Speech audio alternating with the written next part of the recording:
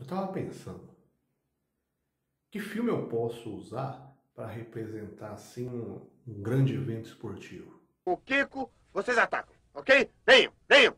Todo mundo pronto? Lá vai um, lá vai dois, lá vai três! Ai, meu Deus! Isso, cuidado, pera aí. Isso aí. É isso. Passa, isso, dribla ele. Vai. Isso, passa. Boa. Tô indo muito bem.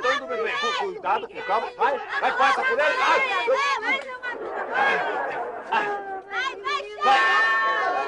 Passa.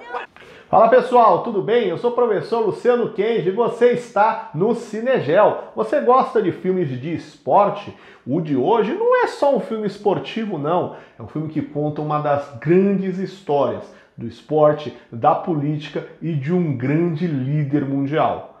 Conhece a história de Nelson Mandela? Vem conhecer comigo!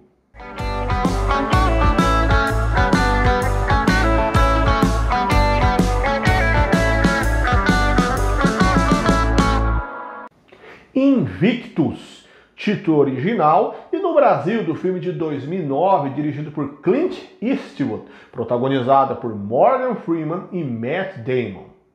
O filme conta uma história real, iniciando no ano de 1990, quando Nelson Mandela é libertado após 27 anos de prisão, quando cumpriu pena sob acusação de terrorismo ao promover movimentos que questionavam a lei do apartheid na África do Sul, que determinava a segregação de brancos e negros em espaços de convívio coletivo e público.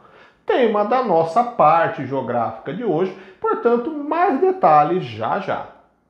Ao sair da prisão, Mandela encontra uma África do Sul pressionada externamente pelas demais nações para que o regime do apartheid caia e se retire essas leis de supremacia racial, como a privação do direito ao voto para os negros. Mandela se candidata e ganha a eleição presidencial, assumindo o país em 1994. Mas ao contrário do que talvez fosse óbvio e natural, Mandela assume um discurso de união do país, querendo atrair a confiança das pessoas brancas em torno de seu governo, garantindo que não haverá nenhum tipo de ação que se assemelhe com vingança ou revanchismo pelos anos de repressão sofrida pelos negros, enquanto as leis e o governo do país eram feitas apenas pelos políticos brancos. Há um evento esportivo que está no calendário do país para o ano seguinte, ao início de seu mandato, que colocará suas ideias em xeque. A África do Sul sediará a Copa do Mundo de Rugby em 1995, o que a princípio é algo muito bom, já que trará visibilidade ao país, criará um sentimento de nacionalismo na nação ao torcer pela seleção sul-africana. Porém, para entender por que eu disse que pode pôr os seus planos em xeque, a África do Sul é um país onde o rugby e futebol são esportes idolatrados pela população, mas como um grande símbolo de segregação racial. Os brancos adoram rugby, assumindo um discurso de que é um esporte para lordes jogarem como bárbaros. O futebol é idolatrado pela população negra, tornando este esporte apenas mais um símbolo visível da divisão que o país vivenciava por conta da cor da pele. Mandela estará na presidência do país no momento em que o esporte favorito dos brancos sul-africanos chegará no evento máximo, enquanto os negros assumidamente torcem contra a seleção sul-africana. A seleção, inclusive, nela há apenas um negro, Chester, mas Mandela tentará uma estratégia para conseguir utilizar o esporte para aproximar os povos em meio ao clima de desconfiança, descontentamento e sentimento de revanchismo.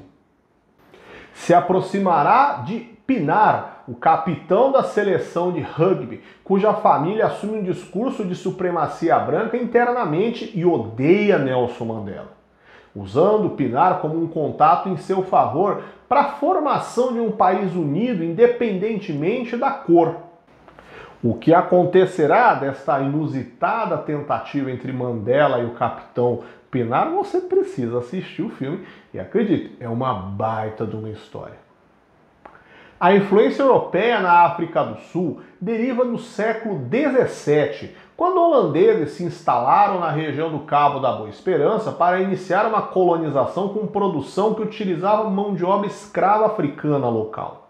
E desde este momento é possível ver como a relação de superioridade e exploração é histórica. Os ingleses se instalam na África do Sul, entram em guerra com os holandeses, que eram chamados de boeres, termo que deriva do holandês agricultor, e sob esta nova administração, as regras se mantêm desfavoráveis aos próprios africanos nativos, com leis que exigem passaportes para que os negros trafeguem em território de pessoas brancas e que só tenham autorização para circular em certos espaços se for para exercer algum trabalho contratado por uma pessoa branca. Além dos negros, outro grupo significativo que sofre com os regramentos segregacionistas são os imigrantes indianos, também identificados como pessoas com empecilhos diversos de circulação.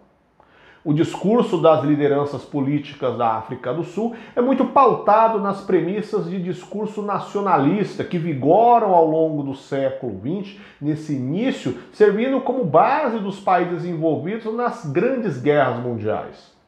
Eles argumentam que é necessário fazer um país forte, com respeito às premissas culturais de seu povo, com detalhe que esse povo sul-africano que eles falam é de base europeia, nesta miscigenação entre ingleses e holandeses, com suaves influências linguísticas locais, criando inclusive um idioma chamado Afrikaner, mas que ignora totalmente a ideia de reconhecimento identitário dos grupos negros nativos. O apartheid, que vem do Afrikaner significando separação, foi uma lei criada em 1948 pelo recém-empossado primeiro-ministro Daniel François Malan, que também era pastor e usou de um grande apelo religioso e este discurso já citado da preservação cultural para ganhar a eleição. De acordo com ele, o apartheid era a única forma de preservar a manutenção e pureza do povo europeu branco, sendo necessária a formalização de separação dos povos nativos impuros. As cidades eram divididas em 4 setores diferentes, um para brancos, um para negros, um para indianos e outro para os chamados de cor, termo usado para descrever os pardos ou mestiços. A partir daí, os espaços de convívio coletivo são destinados para os grupos com estas restrições. Em geral, se separava o espaço dos brancos em relação aos demais, e foram criadas leis que proibiam, tornando crime inclusive casamento entre pessoas de etnias diferentes e até a relação sexual entre elas, quando não haveria nenhum interesse em matrimônio ou manutenção prolongada de convívio. E se até agora o que você ouviu já não foi absurdo o suficiente, os espaços e serviços destinados a negros eram não só distintos, mas inferiores qualitativamente, sendo sempre mal cuidados e com o governo se isentando de responsabilidade, pois em pleno período da Guerra Fria dizia que ideais de responsabilizar o Estado por intervenção eram coisas de comunistas. Portanto, a iniciativa privada que deveria fazer em caso de insatisfação. Com o detalhe de que o grau de pobreza generalizada entre a população negra e a ausência de qualquer vontade ou esforço da maioria da população branca nunca qualificou qualquer tipo destes serviços a essa população negra. O governo sul-africano criou 10 territórios batizados de Bantustões, áreas onde seriam exclusivamente de moradia para pessoas negras, ação que dividiu estes cidadãos, pois se para muitos a aceitação destes territórios é assinar a absurda prática de segregação racial e territorial, para outros, ter um território para viverem sem esta presença e convívio mais direto com a população branca seria uma espécie de alívio em meio a um turbulento cotidiano. Os negros que não foram viver nos Bantustões ficam nas cidades junto com a população branca e são deslocados para os townships, nome dado para o que poderíamos equivaler ao conceito geográfico no Brasil de favela, áreas periféricas onde há ausência de elementos urbanos diversos. Conforme os anos foram se passando, a pressão internacional aumenta sobre a África do Sul, ressaltando que nos Estados Unidos uma lei nos mesmos moldes foi posta em prática, sendo extinta nos anos 1970. Os países e a ONU fazem pressão sobre o governo sul-africano para que ele extingua o regime. E claro, chegamos ao grande protagonista do filme, que são, então, os movimentos internos de resistência na figura de Nelson Mandela. As grandes lideranças tentavam repetir as ideias de Gandhi na Índia, com manifestações sem confronto, apenas exigindo o que parecia óbvio. Mas em 1960, manifestantes que marchavam exigindo o fim do passe de circulação exigido aos negros acabam alvejados por tiros vindos da polícia, resultando em 69 mortes e 180 feridos à bala, a maioria com tiros na parte das costas, indicando que eles foram acertados quando fugiam da iminente bala vinda dos policiais. Este episódio ficou conhecido como o Massacre de Sharpeville, e ele é fundamental para uma nova fase destes grupos e de Nelson Mandela, que se tornaria o grande símbolo de resistência ao apartheid. Ele decide, a partir desta ofensiva, também apelar para a força, acreditando que a marcha pacífica não resultará em nenhum ganho ao povo negro.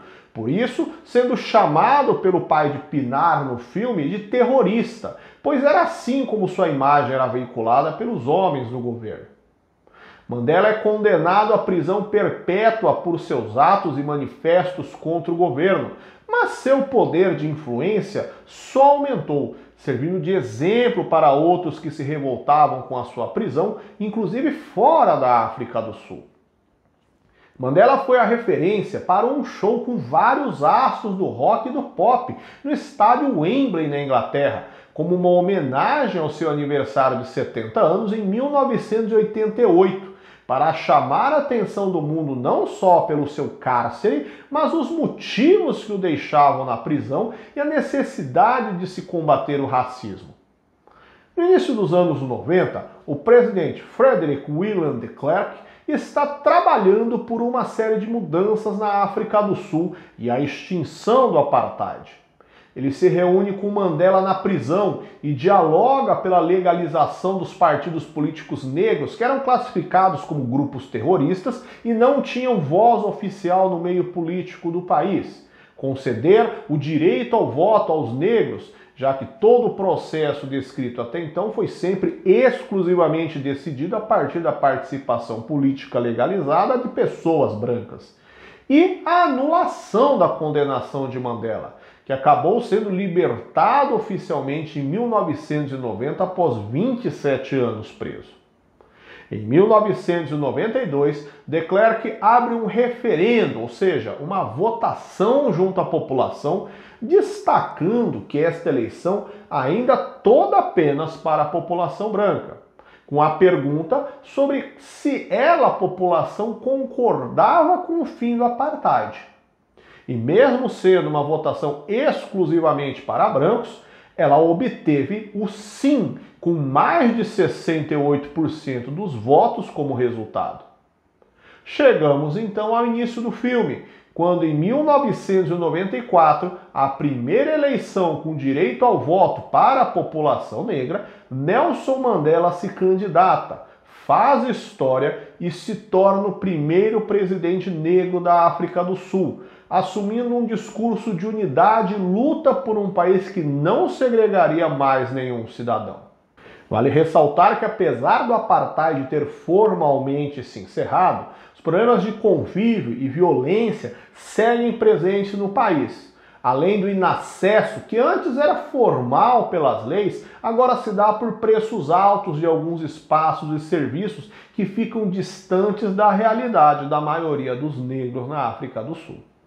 E aí, você conhece este filme? Você conhece o esporte rugby? Deixe seu comentário aqui embaixo conhecer a história do Nelson Mandela, tem muitas cinebiografias que vão falar sobre ele. É um grande personagem da história da humanidade, com certeza.